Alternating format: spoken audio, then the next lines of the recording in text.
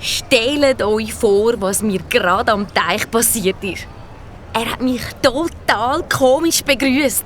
Wer hat dich begrüßt? Der Ludwig. Was sagen die da dazu? Interessant. Komm, erzähl, was hat er gemacht? In der Nähe vom Teich ist mir der Ludwig mit seinen Eltern entgegengekommen. Als er mich gesehen hat, hat er irgendetwas vor sich hingebrummelt. Dann hat seine Mutter wissen, ob wir uns kennen. Der Ludwig hat genickt und jetzt kommt der Hammer. Dann hat er mir die Hand gegeben und sich vor mir verbeugt. Was? Bist du sicher, dass das der Ludwig war? Ich kann mir wirklich nicht vorstellen, dass der Oberschupfer von unserer Klasse so nicht sein kann. Doch, wirklich. Und dabei hat er sogar noch freundlich gelächelt.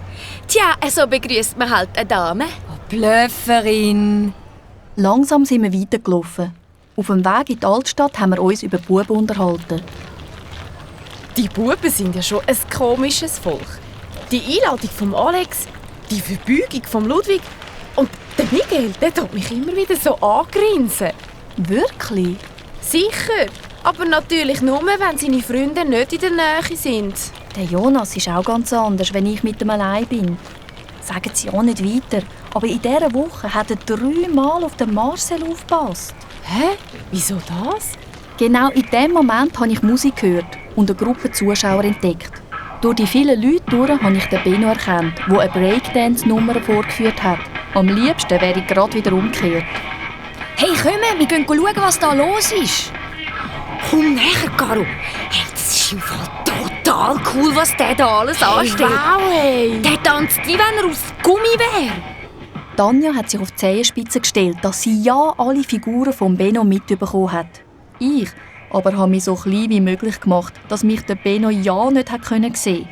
Als er aber eine kurze Pause eingelegt hat, hat er mich trotzdem entdeckt. Hey, cool, dass du da bist. Die Zuschauer haben sich nach mir umgedreht und meine Freundinnen haben mich angestarrt. Du, was will der von dir? Verwechselt er dich mit jemandem? Kann sein. Komm schon, Caro. Zeig diesen Leuten, was du drauf hast. Tanz etwas vor. Ich habe gezögert. Mit Pudding in den Knien bin ich dann doch noch vorne zu der Matte gegangen. Hey, ja, Leute, aufpassen. Jetzt kommt der Rüebli-Wirbel. Ein echtes Naturtalent.